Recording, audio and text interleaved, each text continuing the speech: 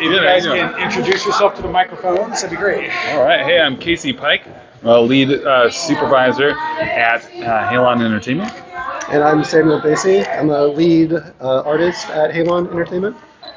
Now we worked on Slumberland. Slumberland.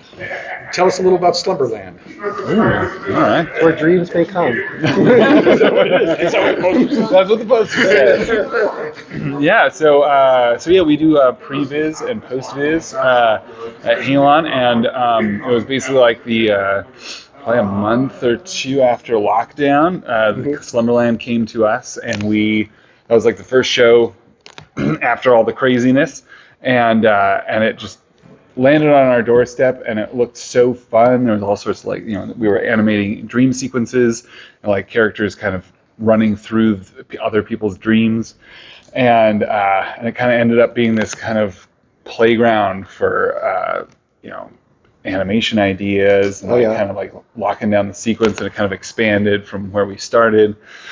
And so we did like computer animation on it and worked with the director and visual effects supervisor to kind of shape sequences in the movie to be something that they could go out and shoot, and the visual effects teams could take on afterward. And we ended up doing post-viz on one of those sequences as well, which is after they shot.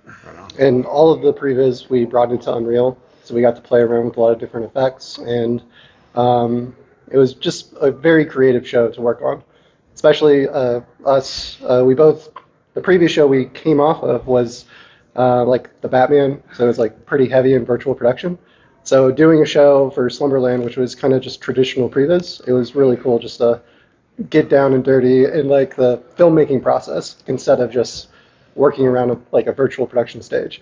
So it was really refreshing to work on this movie. And what is your specific thing? Like, do you animate? Do you animate? Kind of a generalist, so I kind of work on all aspects of like 3D production. But I initially worked at Halon as an animator and just kind of learned more and more and more on the job. And eventually that's another cool thing about previs is any hungry artist can learn something on the job and take on different tasks and do like any sort of troubleshooting or problem solving on shows that pop up. If you're willing to tackle it, then by all means, go ahead. Yeah, there's a lot of, I feel like with previs, like when I originally kind of got into the industry, I definitely wanted to be like a character animator, like animate something like Gollum or something like that, like a good character performance. And previs wasn't really like it didn't seem as glamorous. But when I got a previs job when I was younger, I kind of realized that instead of doing like a performance for like 5 shots in a whole movie, I'm like literally like working on every shot in a whole sequence, and with that kind of filmmaker eye, trying to like pacing and shot and composition, and then you get to character animate, you get to animate vehicles, you get to do like everything because you do things so fast when you're in previs and postvis, because you don't have the time to do like the visual effects and like spend weeks on a shot, but you end up spending weeks on not a shot but on the storytelling of like an entire sequence or multiple sequences, is the case on Slumberland. Yeah, and you can really get into the camera work as well.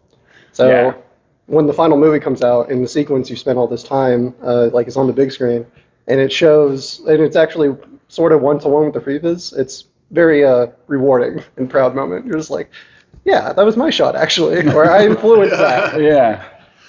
Yeah, especially you mentioned, working on just a couple, shots of like one character. It's like, oh, yeah, blink and you missed it, I did that. So I always thought just, like how the process goes, you see, at least, my limited understanding of it. It's like everything's filmed and then you have to go back and add the effects after.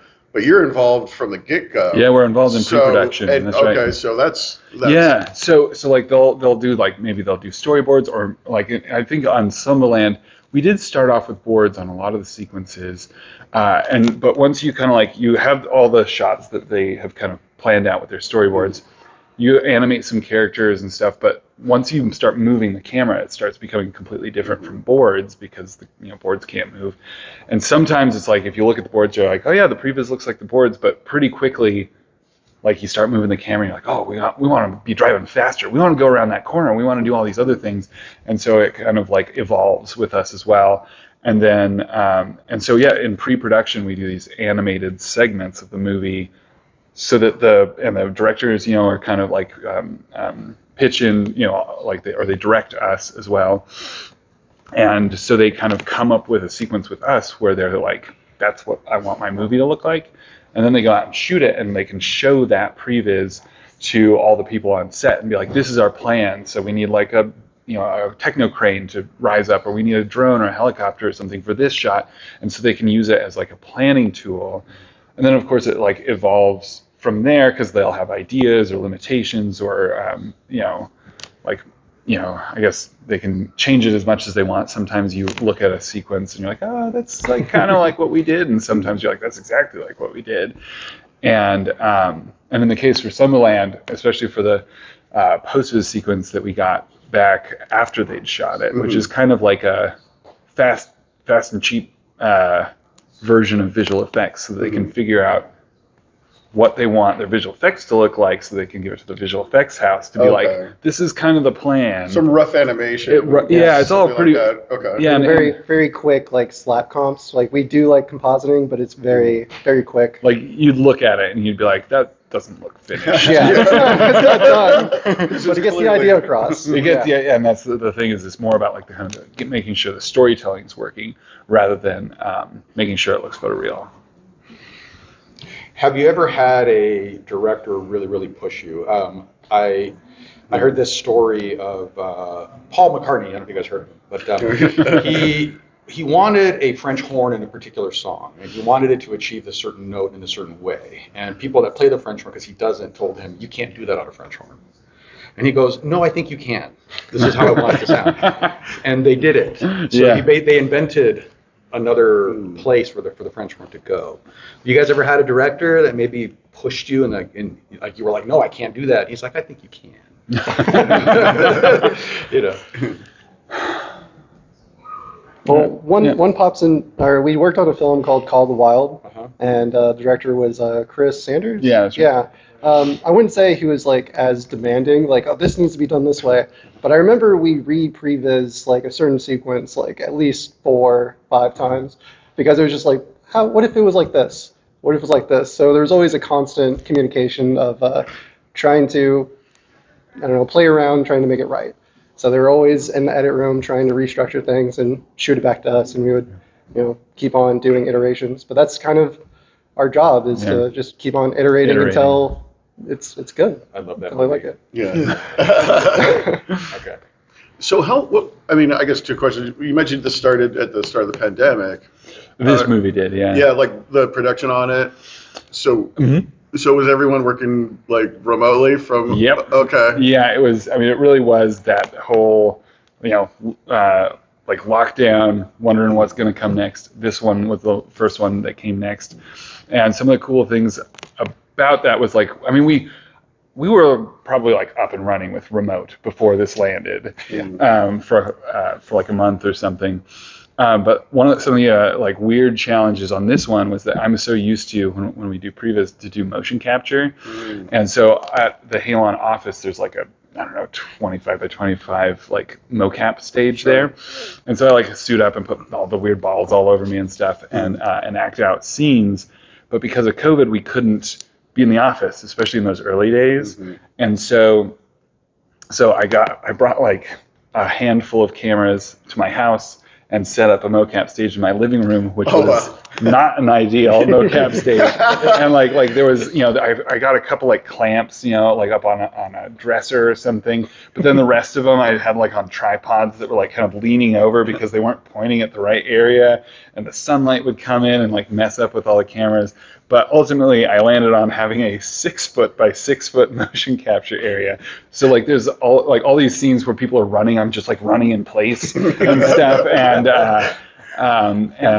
But we did. I mean, we did all of the mocap for at least the first sequence that we did in that way, and it was it was fun, I guess. But it was very challenging. Oh my word, I could imagine. And then also because we were all like locked up in our houses, we were doing some like audio stuff because there was a lot of dialogue in one of our sequences, and so I just started like recording all the lines, and then I was like, oh, the main character's a girl, so I asked my wife like, you want to do all these lines, and then there's in the first sequence I think we're going to show in our panel.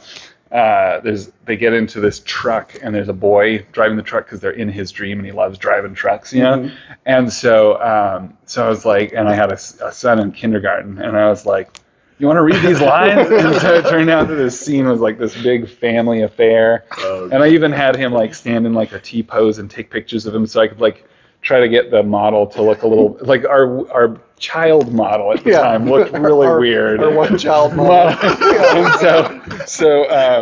so I took those and just spent like a day or half a day or something like how quickly can I make this look like a human being instead of some like cartoon character. It was a cartoon model for sure. And so like he's so it's like this kind of turned into this kind of intimate family affair working on this like big budget movie. Have you seen? It's been making the rounds on Twitter, but the first Rock Johnson when he played the Scorpion King on the first Mummy. Oh yeah, it's been making the rounds about that. I remember that. Yeah. I do not remember it being that bad. Right? And theaters, no. No, I don't remember that at all. So, like, do you guys have some kind of word for that? If we just kind of forget how bad something is sometimes. I mean, it's laughable now, but at the time, I don't think any of us thought about it. Yeah, Like how do you guys discuss things like that? It's like an artistic Mandela effect. Yeah, that's a good way to put it. Yeah, I don't know. I'm not sure if there's if I've heard a term for that, but I must say that I think that the previs model of our kind of actors these days might not be quite as good as that, but are coming close. Out of the box. Like these days, that would be the out of the box experience. It was just so bad. Like you couldn't just put The Rock's face on there. I mean, it's just why'd you have to animate his face? It doesn't make any sense. But okay. Is there ever a moment where when you're working with something, especially like this, where it's all about fantasy, it's all about going far, imagination is the limit, forget the sky, imagination is it. Is there ever a moment where you guys are like, but this is too much? Give her the dial it down. Yeah, well, no, I think that was like kind of a constant thing, like for the filmmakers, trying to figure out like how much is too much. And I think also generally in action scenes, that's like kind of a big question is like, because you're trying to create something cool, but you even in previs you're like animating something, you're like, when this looks real, it's gonna look fake, but in this movie, I feel like I guess they had to be able to film it. It's like one of the main things that previs is generally used for is like you can do all these crazy things, but unless it's like a completely CG shot, you have to film the actors at least or some part of the environment doing this thing, and that camera has to move. Like, so if things are accelerating or moving or too high up or whatever, they could be like, well, we can't, there's no way to film that. And so then you have to be like, all right, well, then let's make the camera go slower and make it more dynamic in a different way. So like in Slumberland, I think in the garbage truck scene, it gets pretty fantastical, and it's in a fantastical world, but all the physics of like the people are all really real, because the actors, like you can put actors on wires or do digital doubles at times, but digital doubles can look fake at depending on how close to the camera they are and what they're doing. And so but I feel like the shot selection in this was really, it was creative, but ultimately it was pretty grounded. It was like the world around it was very fantastical with the blue buildings that like build themselves as the dream goes on, and in other sequences like walls being made out of butterflies or people being made out of butterflies. But ultimately it's like you got to put that camera like in somebody's hand or on a crane or on a truck or whatever, and so you just have to make sure that you're building your previs like that with those constraints that can happen. Yeah, I mean, and also the film itself is pretty wholesome. Yeah. Like, just as a whole, like it's it's not overly surreal 24/7, so it's paced very well. Yeah. Like if it was like octopus fighting like every scene, then it would be like, what are we watching? But it's done well. It's And basically a deleted scene from Goonies. yeah.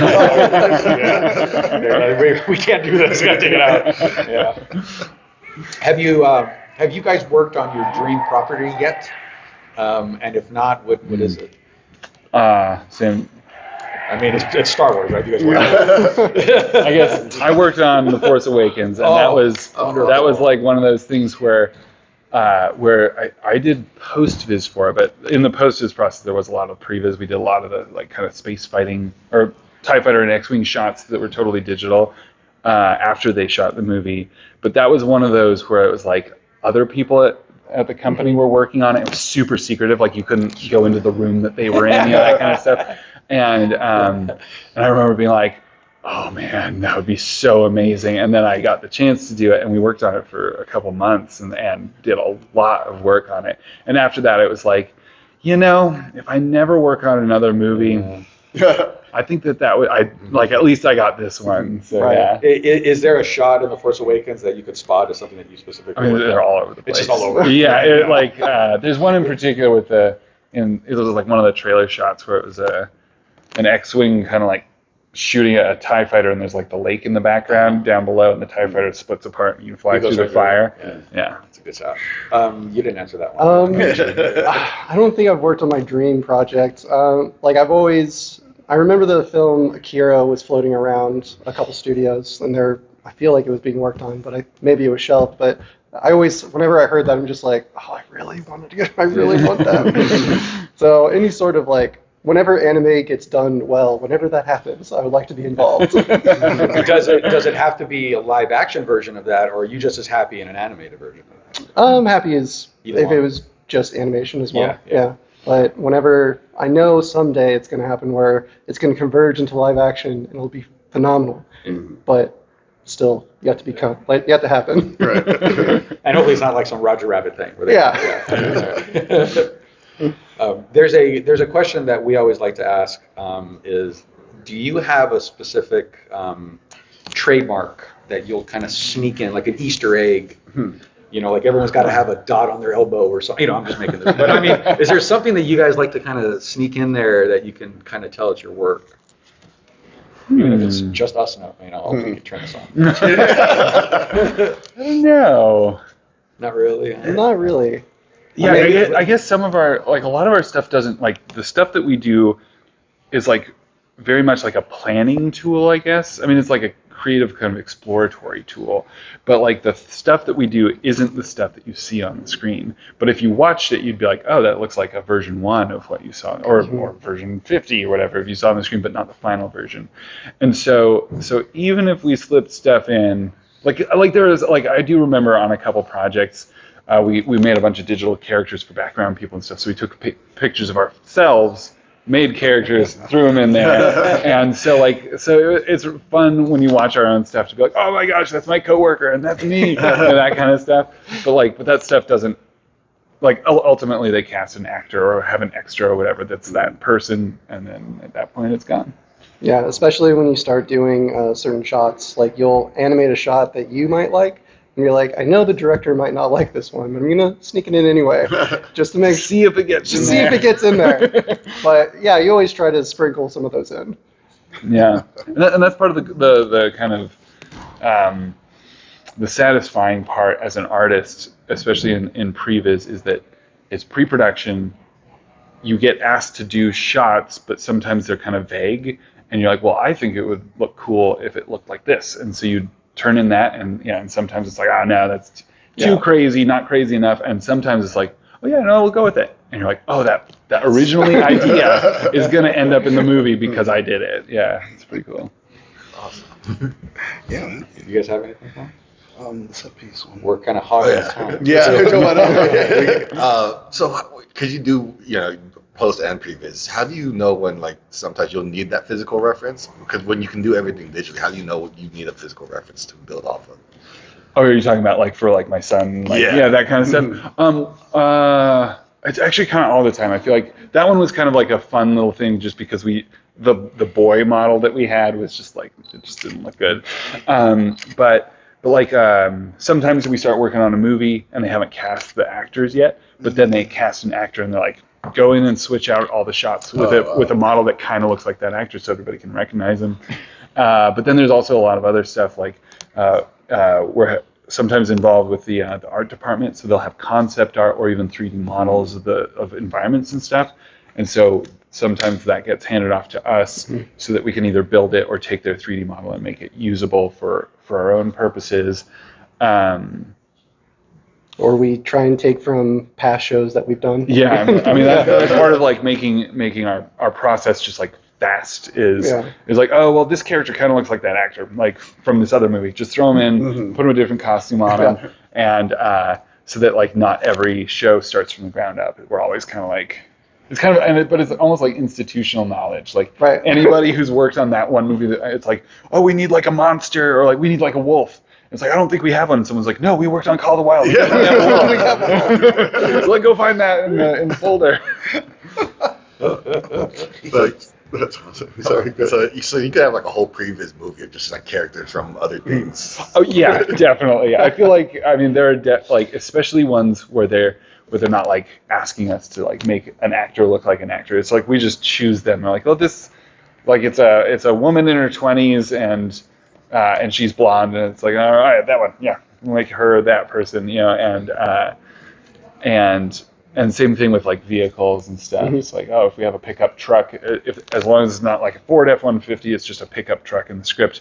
You put the pickup truck in there, and then eventually, like a director might be like, let's get our real pickup truck in there, and then you have to like swap it out and like rig it up to be the same truck so that it works in all the shots that have been done so far.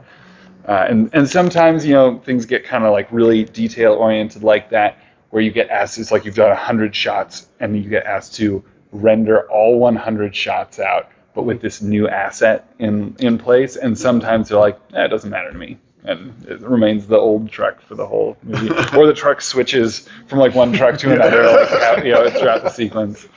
So when it comes to Slumberland itself, how much of the previs really informed what was actually shot versus well, quite a lot. Yeah. In the panel, the clips we're going to show in the panel, we have like a comparison reel, and we're going to show large portions of the sequences, and yeah, there's a lot in there.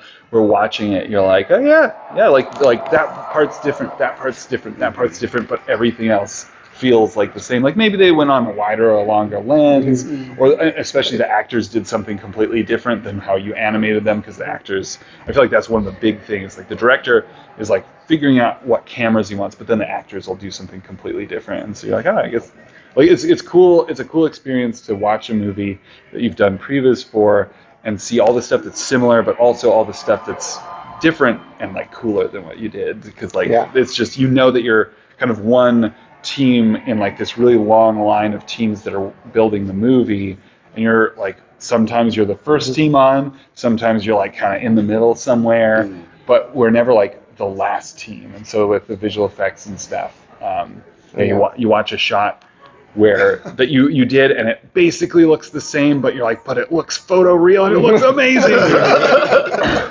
That's awesome. I wanted to thank you, gentlemen. We have to go catch up. Okay, great. Thank you so much. Thank you so much. Appreciate it. I have a Great. million more questions. Yeah. But it's so awesome. Thank you Cool. so Yeah, much. good to meet you guys. Well, Really guys, appreciate you. Thank you. Yeah, this is We great. love your work. Yeah. Keep it up. Yeah. Thank you. Just asking person for you two, with doing so much previs, it sounds like there has to be some level of aspirations for directing yourselves. Is there anything close? Is there anything in the pipeline? Any wish lists? Yeah, I mean, for myself, I think that you know, since I was like a kid, like 5th grade or something, I was like, I want to direct movies, and